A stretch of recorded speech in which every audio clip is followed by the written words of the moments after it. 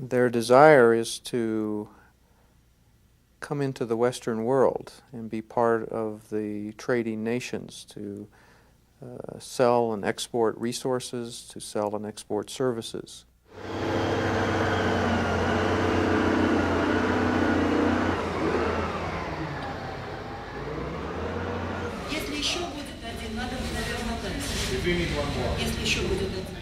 For both Newmont and Bateman, the Muruntau joint venture stands as a first. It represents the first major project in Uzbekistan where Western capital and technology are being used. But starting such a large project has been a daunting undertaking. The mine is situated in a remote area of the world, 11 time zones away from Newmont and Bateman's U.S. offices. Critical issues for startup activities included transporting materials from the U.S. and other countries to the job site, establishing a communications network for transmitting voice and data, recruiting able employees from all parts of the world to work at Muruntau, and recruiting translators to accurately communicate crucial technical information. Structural steel. The issue of transporting materials to this remote part of the world not only involved significant time delays, it meant coordinating shipments through a number of foreign countries using sea, air, rail, and road routes. Morgan Equipment and Bateman handled all shipping details. We looked at a number of issues. We looked at the best way of taking it in, and we looked at going in through the Black Sea. But the route which we chose was to consolidate the cargo in Houston and then ship it out either by container or break bulk vessel to Kotka in Finland, where it was again transshipped onto a Finnish railway line, which matched up with the same gauge as the Russian railways. And just run through the movement of materials for the next month. On shipping, are we resolved on the spare parts now with CAT coming out of Belgium for our spare parts? Will be picked up by them and will be followed through by Newmont operations. Directly with the CAT dealer in Belgium. Right. Well, that's the discussion, yeah. Okay. As with the piping from South Africa, do you want to run through that as well? Yes, please. Picked it up in Durban. We took it straight around up the west coast, picked up our normal. Fast voice and data communications from points around the world are essential for a project like Muruntau. To make this happen, a sophisticated terrestrial and satellite communications network has been established, connecting Newmont and Bateman with the job site at Muruntau. Using this network, project designs are quickly transmitted from office to site, so work activity occurs without delay.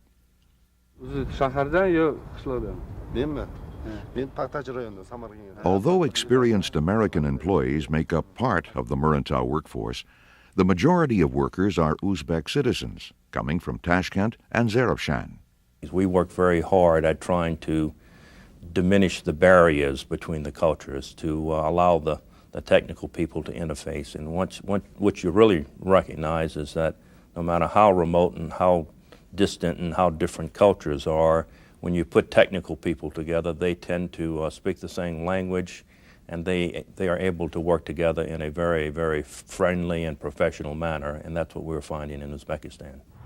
Even working with a common technical language, engineering manager Mark Vaivoda has encountered times with Russians and Uzbeks when different styles have to be recognized and dealt with.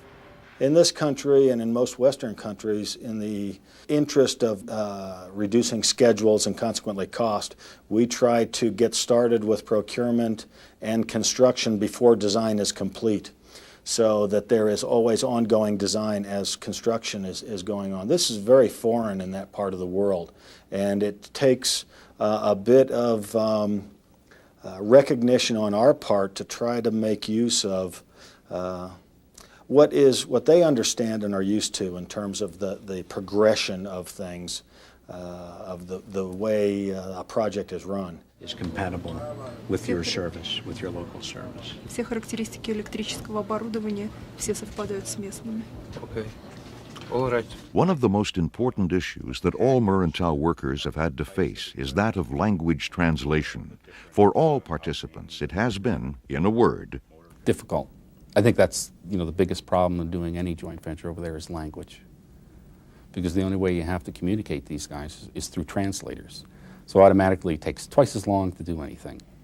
A lot of times when I'm trying to get a difficult point across, I might spend a day with my translator explaining all of this so that he understands, so that he can convey the meaning. And many things just simply do not translate. We've had the classic situation where someone talks for 10 minutes and the translation is yes.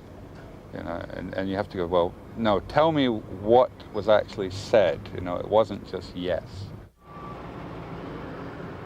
According to Glenn Weston, Bateman's resident construction manager, activity at the Muruntau site is now moving forward at full scale. With the completion of planning and design work, more employees will be brought to the job. We're coming out of the civil mode into the main mechanical, which of course is the plant itself.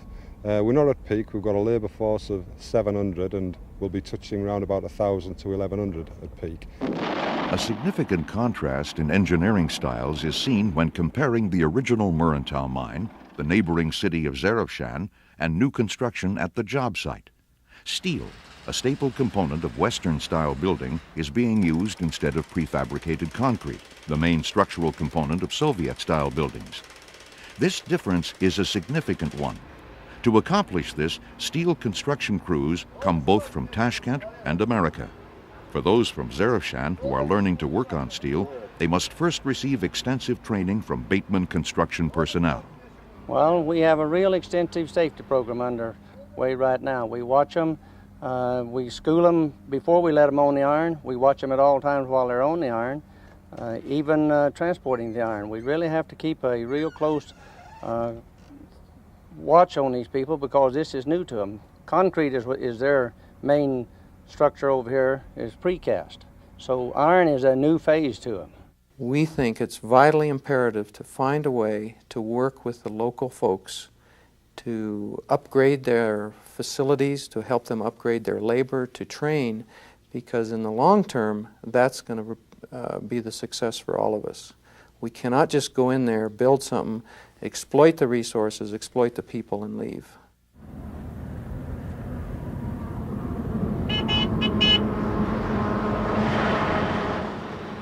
The joint venture taking place at Muruntau stands as an example where people from vastly different backgrounds have met and worked together.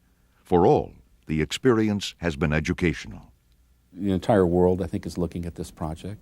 I mean, it's not an easy project, but it's been very positive. Nikolai Diakov, the project manager for Zarafshan Construction Company, works closely with Newmont and Bateman on development of the plant. From his perspective, the experience has been incomparable. Our workers and engineering staff are getting invaluable experience in modern construction, especially in respect to quality and technological discipline. Unfortunately, the way we worked before was far below the level we have reached here at this site, cooperating with our American partners.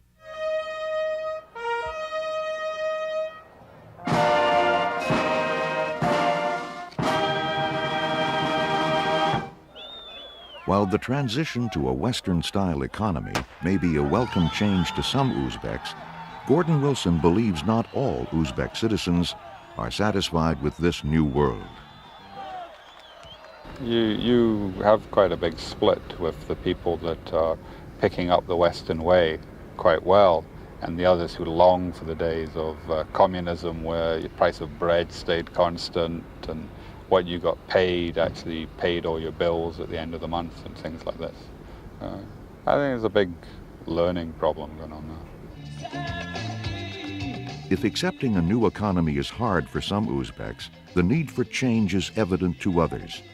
Gennady Prohorenko, director of the Central Mining Board, understands this need, especially because of Uzbekistan's troubled economy. It is evident that to develop state industry in this situation is difficult. We have a lack of financial resources, and the government's funds are not enough for the development of new enterprises. The attraction of foreign investments is a very important issue because it is a chance to strengthen our existing enterprises, to develop new ones, and to employ people, all which benefit the entire state. Importing Western capital and technology to a place like Muruntau marks an important first step toward true economic independence for Uzbekistan. True economic independence, however, will come only when the state of Uzbekistan can control more of its own destiny. State leaders like Tolkan Shayakubov are now participating in a growing number of meetings with large foreign companies. His goal, to build the long-term infrastructure needed for Uzbekistan's self-determination. We are now doing what we need for the local economy. This is, if you want, what we call the concrete economy. Now, in everything we are planning to do,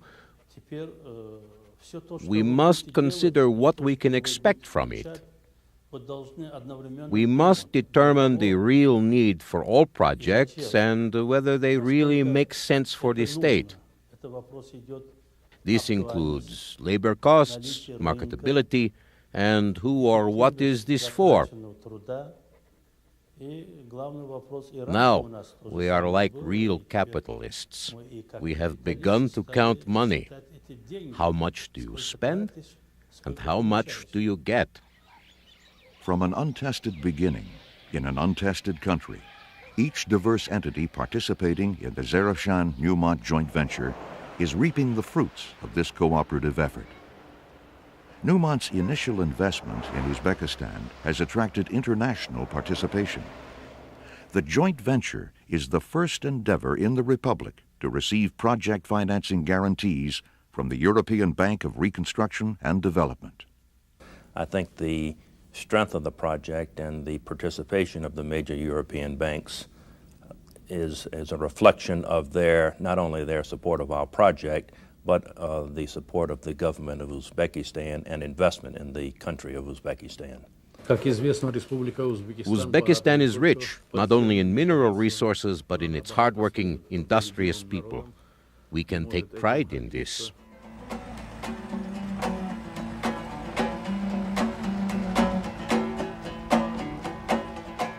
For Uzbeks, the spirit of the Zarafshan-Newmont joint venture represents far more than a single undertaking. It goes beyond mere enterprise, for it is a passage, for all, to true independence. Times change. If somebody told me 5 years ago I would stand here and so openly talk to Americans, especially in this area formerly prohibited to foreigners, I would never have believed them. We did not communicate or socialize much with Americans before. But now we can see many different nations are finding common points of interest. As you see, Americans are working with Uzbekistan. And we have a French-Uzbekistan joint venture, and a British company is planning business with us next year. So times really have changed for the better.